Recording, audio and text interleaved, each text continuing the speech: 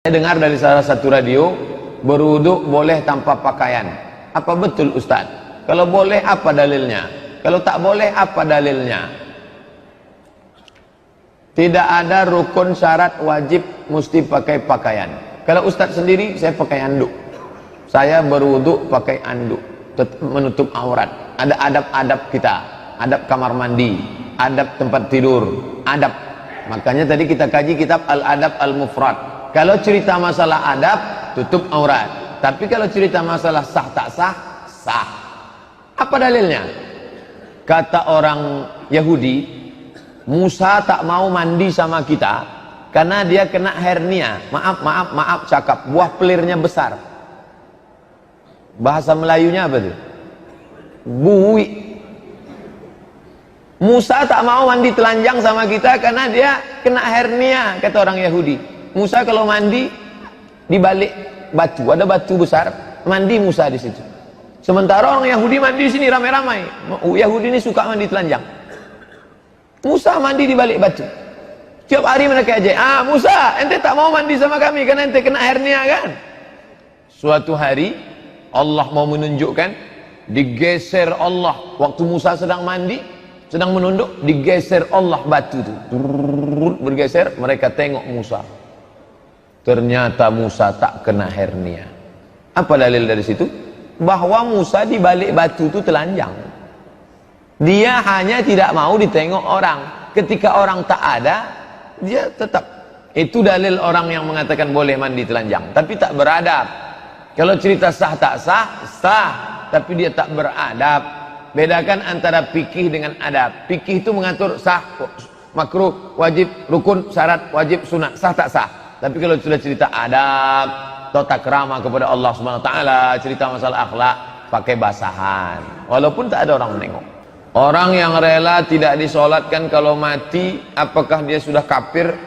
Orang yang mengangkat pemimpin kafir itu kafir, walaupun dia tidak mengeluarkan statement. Walaupun dia tak mengeluarkan statement, jangan solatkan saya. Dia tak disolatkan itu kan karena dia dianggap gugur 4 fardu kifayah, tidak dikapankan, tidak dimandikan, tidak dikapankan, tidak disolatkan, tidak dimakamkan di pemakaman kaum muslimin. Jadi solusinya bagaimana? Dia mesti taubat, taubat nasuha. Pokoknya tak ada hancur di bawah hancur. Di dunia hancur, karir hancur, orang tak percaya, umat tak percaya, di akhirat neraka jahanam tempat dia. Satu-satunya jalan taubat. Mudah-mudahan taubat dia. Taubat nasuha. Kalau tidak, na'udzubillah. Ana akwat, mohon doanya Ustaz, semoga Allah melembutkan hati orang tua saya untuk mengizinkan saya mondok menghafal Quran. Saya sudah minta izin mengirim video keberkahan bagi diri orang tua yang anaknya hafal Quran, tapi beliau tetap tidak mengizinkan. Beliau berpendapat Al-Quran tak perlu dihafal. La ilaha illallah. La haula wala quwata illa billah. Berapa banyak jamaah yang meneteskan air mata karena anak lari dari pesantren. Orang tua saya termasuk yang tak bertuah, kata orang Melayu, karena saya tak tamat pesantren. Cuman setahun saya di pesantren. Saya termasuk yang lari dari pesantren. Mungkin dulu kalau saya tamat pesantren jadi ustadz saya. Ustadz hebat maksudnya. Ini ada anak mau masuk pesantren, mau menghafal Quran, malah dia pula mengatakan Quran tak perlu dihafal, diamalkan saja cukup. Mudah-mudahan Allah melembutkan hatinya. Iktibar pelajaran bagi bapak ibu sekalian, iktibar pelajaran bagi anak-anak muda sekalian. Yang kalian punya dapat orang tua mengizinkan kalian ngaji, memberi kalian motivasi untuk sekolah agama. Nih, masih ada di zaman sekarang nih orang tua yang melarang anak. Nanti di akhir majelis kita mohon kepada Allah Subhanahu wa taala, insyaallah.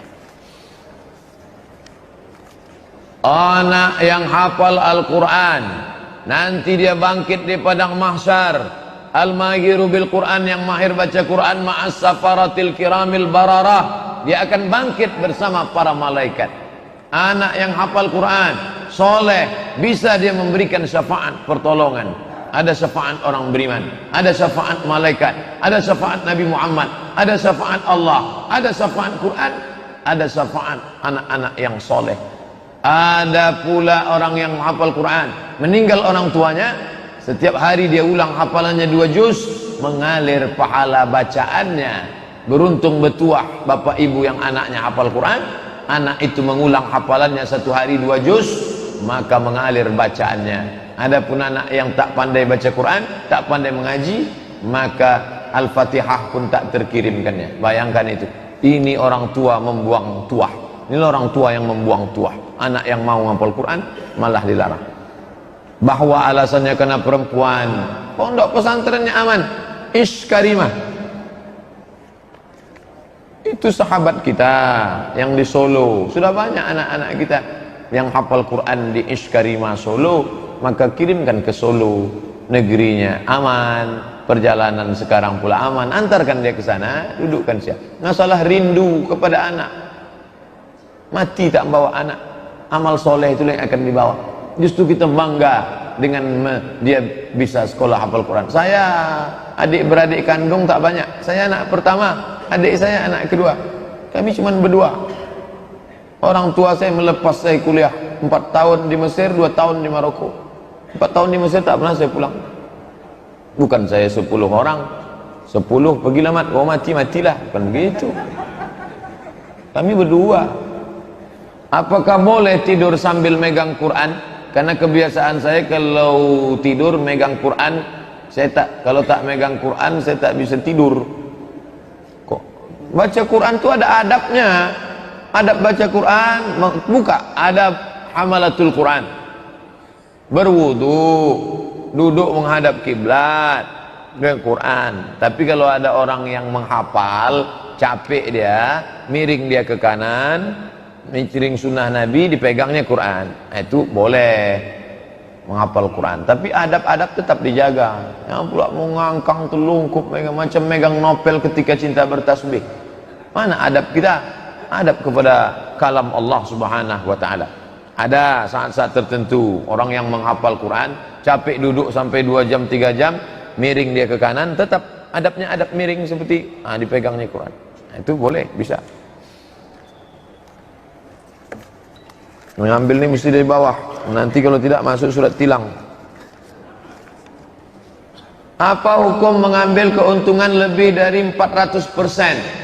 Fatwa Syekh Atiyah Saqar, ulama besar Al-Azhar, dalam kitab Fatwa Al-Azhar, penjual boleh mengambil untung berapa persen terserah, tidak ada ketentuan. Lebih dari 100% riba, tidak ada, selama tak ada unsur tipu di dalamnya. Bapak pergi ke Jogja beli kaligrafi kulit, di sana cuma 15.000, Bapak jual di sini 1.500.000. Berapa persen itu? 1000%. Sah selama tak ada tipu. Cantik kaligrafinya Pak? Iya. Boleh saya beli Pak? Boleh. Berapa harganya? 1,5 juta. Saya beli ya? Belilah Bapak. Ya, tapi kalau dia tipu-tipu, ini kalau ente beli, insya Allah rezeki akan berdatangan. Menolak bala, hantu-hantu takut karena ini dari Jogja nih, Nyi Roro Kidul aja pingsan gara-gara ini. Itu bohong itu. Selama tak ada unsur tipu, bohong, tak apa-apa. Buka fatwa Syekh Atiyah Saqar. Adakah penjelasan hadis atau salat Nabi tentang persentase pembagian keuntungan ketika Khadijah menitipkan barang dagangan kepada Nabi? Tak ada. Namanya mudharabah. Andai pun ada, itu tak bisa jadi dalil. Perbuatan Nabi kepada Khadijah tak bisa jadi dalil karena itu sebelum jadi Nabi. Perbuatan yang bisa menjadi dalil adalah setelah jadi Nabi, 22 tahun 2 bulan 22 hari. Kalau dibulatkan 23 tahun, itu yang bisa jadi dalil. Adapun dia sebelum jadi Nabi, maka tak bisa jadi dalil. Itu sekedar pelajaran saja.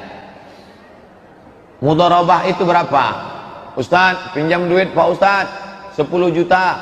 Saya mau ternak puyuh, ternak ayam. Saya mau buka kurs jahit menjahit. Nanti kita bagi untung sama, kalau rugi tanggung sama. Berapa pembagiannya? 50-50. Sah. 70-30 sah. 20-80 sah. Kalau gitu 10-90 sedikit betul lah itu. Nah, jadi innamal bai'u an taradin, sama-sama ridha. Lanjutkan silakan. Tak ada batasan.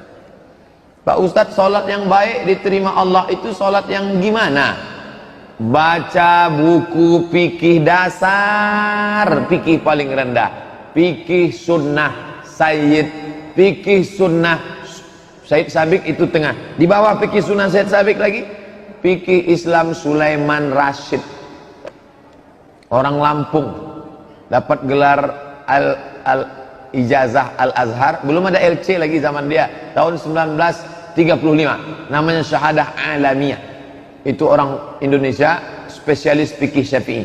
Fikih dicetak bulan bintang, rukun syarat wajib sunat.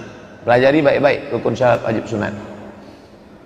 Apa yang kita lakukan Pak Ustadz kalau seandainya kita melihat aurat saudara kita yang lagi sholat, laki-laki? Tutup.